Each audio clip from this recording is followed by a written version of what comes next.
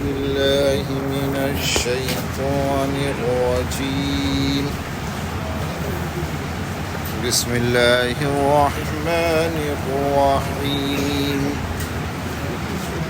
ويل لكل همزة لمزة الذي جمع مالا وعدده يحسب أن ماله أخلده كلا لينبذن في الحطمة وما أدراك ما الحطمة نار الله الموقدة التي تطلع على الأفئدة إنها عليهم مؤصدة في عمد ممددة. افسوس ہے ہر اس شخص کے لیے جو غیبت کرنے والا ہو، طعن و تشنیع کرنے والا ہو. الذی جمع مالا وعددہ، اب آگے یہاں سے جس نے مال جمع کیا وعددہ اور اس کو گنتا رہا. کچھ سماجی برائیاں انہی کا تذکرہ ہے. غیبت یہ ایک ہمارے سماج کی برائی ہے. حضرت شیخ نے لکھا ہے نا کہ ہماری مجلس ہے بہت کم غیبت سے محفوظ ہوتی ہے. یہاں تک کہ دینی نسبت پر بھی جو مجلسیں ہوتی ہے اس میں غیبت ہوتی ہے. اچھا، غیبت کے بارے میں ایک بات ابھی ذہن میں آئی کہ ہم نے کسی کی غیبت کی، اب ہمیں احساس ہو رہا ہے کہ ہم نے فلاں کی غیبت کی تھی. تو غیبت تو حقوق العباد کو ضائع کرنا ہے نا، حق العباد کو ضائع کرنا ہے. اور حقوق العباد کا مسئلہ یہ ہے کہ جب تک بندہ معاف نہیں کرے گا اس وقت تک اللہ معاف نہیں کرے گا. تو کیا کریں؟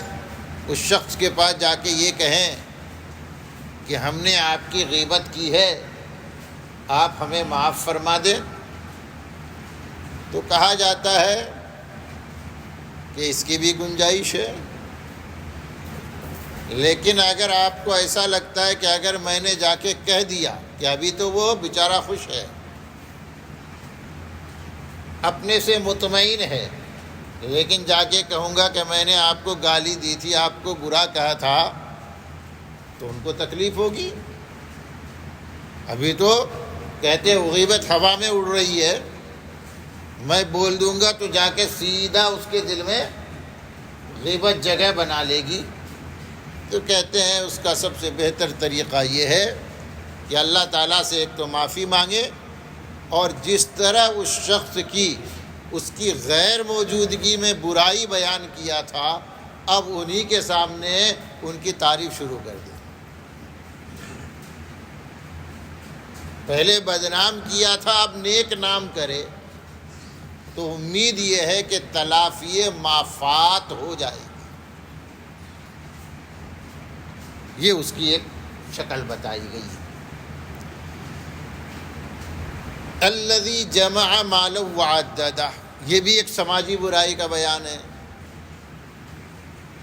جس برائی کا نام ہے بخیلی، کنجوسی. انسان کے پاس جب مال آتا ہے نا تو چونکہ مال آتا ہے اپنی محبت کے ساتھ، چنانچہ کبھی بھی آپ یہ دعا نہیں کرتے کہ اللہ بہت ہو گیا اس کو دور ہو گیا.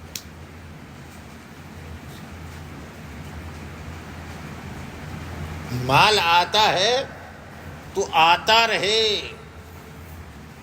کہتے یہ کبھی بند نہ ہو. لیکن مال کی تو فطرت ہے آنے اور جانے کی. یہ آتا بھی ہے آپ کی قسمت سے اور یہ جاتا بھی ہے آپ کی قسمت سے. ان کمنگ ہے تو آؤٹ گوئنگ بھی اس کو چاہیے. اب یہ مال اپنا راستہ تلاش کر، جیسے پانی ہے نا، پانی آتا ہے تو جانے کا راستہ خود تلاش کر لیتا ہے. ویسا ہی مال جب آتا ہے تو جانے کا راستہ خود بنا لیتا ہے. جبکہ ہم جانے کا راستہ ہموار نہیں کرتے ہیں، آنے کا تو راستہ ہموار کرتے ہیں، آنے دو آنے دو آنے دو. لیکن جب جانے لگتا ہے تو جانے کا راستہ ہم نہیں بناتے ہیں، مال خود اپنا راستہ جانے کا بنا لیتا ہے. اس وقت ہماری کوشش کیا ہوتی ہے؟ بندش لگانے کی. یہ جانے والا ہے، نہیں جائے نہیں، کہتے ہیں بندش لگاؤ، روکو اس کو.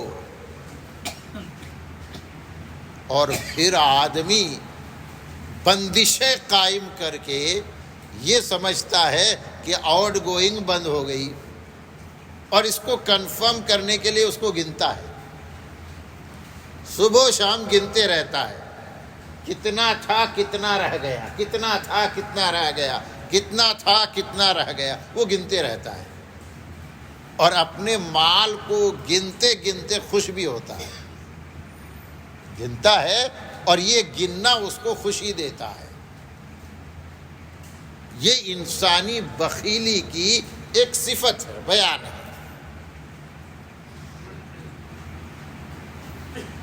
جبکہ مال کے بارے میں شریعت کا جو طریقہ کار ہے، شریعت جو تقاضا کرتی ہے وہ یہ ہے کہ مال کی محبت فطرت میں ہے، نیچر میں ہے، خلقی ہے، پیدائشی ہے، تو اس کا آنا اچھا لگے گا، اس کا آنا اچھا لگے گا. آئے تو الحمدللہ، جائے تو انا للہ. منع نہیں ہے، آنا اچھا لگتا ہے، جانا برا لگتا ہے، یہ منع نہیں ہے، یہ تو فطری ہے. اب ایسے موقع پہ شریعت کچھ تقاضا کرتی ہے، اپنی فطرت پر باقی رہتے ہوئے شریعت کے تقاضے کو پورا کرنا، یہ اسلام ہے. آپ نے بارہا سن رکھا ہے نا کہ اسلام ریلیجن آف نیچر ہے، دین فطرت ہے، فطرت سے متصادم نہیں ہے، ٹکرانے والا دین نہیں ہے. فطرت پہ باقی رہتے ہوئے اس کی ایک مناسب شکل کہ فطرت کا تقاضا بھی پورا ہو جائے اور ساتھ میں اس میں پاکی بھی آ جائے، طہارت اور پاکیزگی آ جائے. مثال کے طور پر اللہ تعالیٰ نے ہر ایک کامل مکمل مرد عورت میں شہوت کا جذبہ رکھا ہے، سیکس کا جذبہ رکھا ہے، اس کا پاور رکھا ہے، طاقت رکھا ہے. اب اللہ نے رکھا ہے، یہ فطری ہے.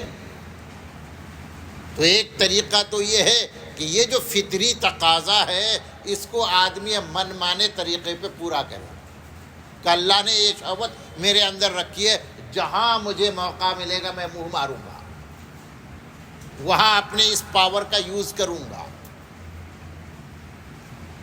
شریعت یہ کہتی ہے کہ بے شک اللہ نے تیرے اندر یہ صفت رکھی ہے، یہ پاور اللہ نے رکھا ہے، تو اس کا استعمال تو ہوگا، لیکن اس کے استعمال میں تو پاکیزگی لیا کہ کسی عورت سے تو نکاح کر لے اور اپنی منکوحہ سے، اپنی شرعی بیوی سے اپنی وہ خواہش پوری کر لے.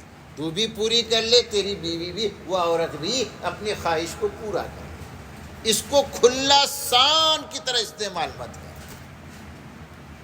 ویسے ہی مال کا شریعت نے فطری تقاضے کو ایک راستہ دے دیا، ایسا نہیں کہ راستہ بند کر دیا، ایک راستہ دے دیا اور کہا گیا یہی انسانیت کا تقاضا ہے. فطرت کا نام لے کر آدمی انسانیت سوز حرکتیں نہ کرے. ایسے ہی مال ہے. اللہ تبارک و تعالیٰ نے مال کمانا مال کی محبت انسان کی فطرت میں ہے.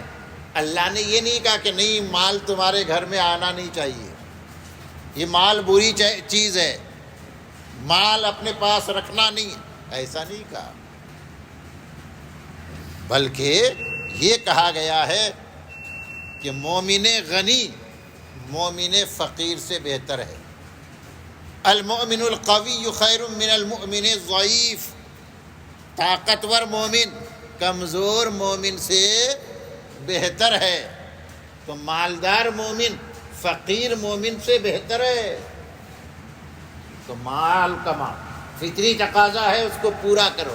لیکن شریعت نے ایک راستہ دیا کہ حلال طریقے پر مال کماؤ، اور حلال طریقے پر مال کمانے کو فرض قرار دیا.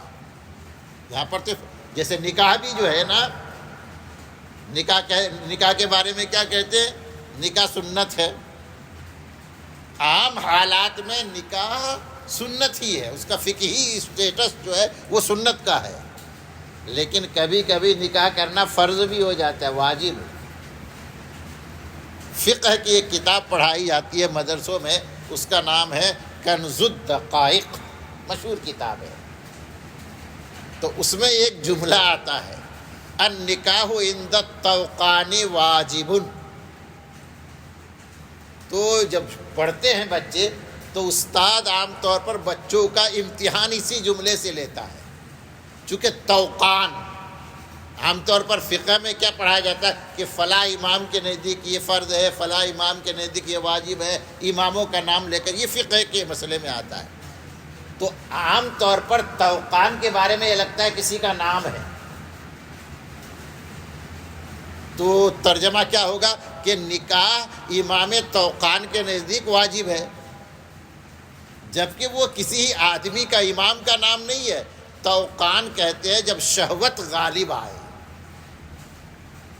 کہ اگر میں نکاح نہیں کروں گا تو غلط جگہ پھنس جاؤں گا، تب پھر نکاح سنت نہیں اس کا درجہ، پھر اس کا واجب اور فرض کا درجہ ہو جاتا ہے. تو ایسا نہیں ہے، حلال طریقہ اختیار کرنا واجب ہے. یہاں پر بھی مال حلال طریقے پہ کمانا یہ واجب ہے. کسب الفریضتی کہتے ہیں نا، بعد الفریضہ، اسی کو کہا گیا. فرض ادا کرنے کے بعد فرض ادا کرنے میں مشغول ہو جاؤ، یعنی محنت میں لگ جاؤ. وابتغوا من فإذا قضيت الصلاة فانتشروا في الأرض وابتغوا من فضل اللہ. جب نماز پوری ہو جائے زمین میں پھیل جاؤ اور اللہ کا فضل روزی تلاش کرو. یہ حکم دیا اللہ نے. تو مال کمانا انسان کا فطری عمل ہے. شریعت نے اس کو منع نہیں کیا بلکہ اس کو ضروری قرار دیا. لیکن مال خرچ کرنا بھی یہ بھی ضروری پارٹ ہے. انکمنگ کا جوڑا ہے آؤٹ گوئنگ، تو شریعت نے وہ بھی بتا دیا کہ کہاں کہاں پہ خرچ کرنا فرض ہے، واجب ہے. تو جب مال کماؤ تو کہاں خرچ کرنا ہے اس کے تقاضے بھی مد نظر رکھو، اور جو اللہ کا تقاضا ہے اس کو پورا کرنے میں بخیلی اور کنجوسی مت کرو، ورنہ یہی مال تمہارے لیے وبال جان بن جائے گا.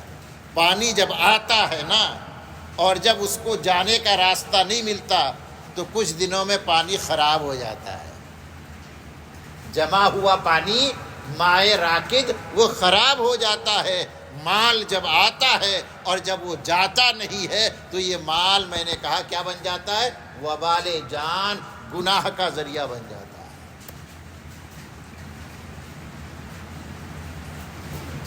تو مال آئے تو کہاں خرچ کرنا ہے، جو اس کے مصارف ہے اس پہ خرچ کرو. اپنی ذات بھی ایک مصرف ہے، اپنی ذات بھی مال کا مصرف ہے کہ اللہ نے مجھے مال دیا تو اچھا کھاؤں، اچھا پہنوں، اچھی جگہ رہوں، ان لنفسک، ہماری شریعت تو اللہ کا احسان ادا کرنا چاہیے، اللہ نے کیسی شریعت۔ دوسروں کے ہاں یہ بتایا جاتا ہے کہ اگر تم نے شادی کر لی تمہارا دھرم نشٹ ہو جائے گا، اگر تم مال کمانے کے لیے کہیں گئے تو اب تم مذہبی آدمی نہیں رہ سکتے، اب تم دنیا دار ہو گئے۔ مذہبی تبھی تک ہو جب تم بس جو عبادت گاہ ہے اسی کے پابند رہو، دکان وغیرہ کرنا یہ مذہبی طبقے کا کام نہیں ہے۔ لیکن ہماری شریعت، ہمارا اسلام کیا کہتا ہے؟ دین پہ عمل کرو، بلینر بھی ہو، اگر ارب پتی بھی ہو، دنیا بھر میں تمہارا کاروبار ہو، تو تم کیا ہو؟ دیندار ہو۔ اور جھوپڑے میں رہتے ہو، دین پہ عمل نہیں ہے، تو دنیا دار ہو۔ آدمی نہیں کہنے کہ میرے پاس دنیا کیا ہے، یہ جو تو زندگی گزار رہا ہے نا، یہی ہے دنیا تیری، تو دنیا داری میں مشغول ہے۔ اور اسے کہا جائے گا جو ارب پتی ہے وہ دیندار ہے، باوجود ہے کہ دنیا کی ریل پیل ہے۔ تو یہاں یہ جو انسان کی بخیلی والی عادت ہے، شریعت آپ قرآنی آیات پڑھیے، الذین یکنزون الذہب والفضہ ولا ينفقونها فی سبیل اللہ فبشرهم بعذاب علیم یوم یحمى علیہا فی نار جہنم فتکوی بها جباہهم وجنوبهم وظہورهم۔ اور فرشتے کہیں گے ھذا ما کنزتم لانفسکم، جو سونا اور چاندی کو جمع کرتے ہیں۔ سونا اور چاندی اس لیے کہا کہ اصل مال تو سونا ہی ہے نا، یہ جو آپ کے پاس نوٹ رہتا ہے، نوٹ اس کے پیچھے سونا ہے۔ تو جو سونا اور چاندی کو جمع کرتے ہیں، ولا ينفقونها فی سبیل اللہ، اور اس کو اللہ کے راستے میں خرچ نہیں کرتے، فبشرهم بعذاب علیم، ان کو دردناک عذاب کی خبر دے دو۔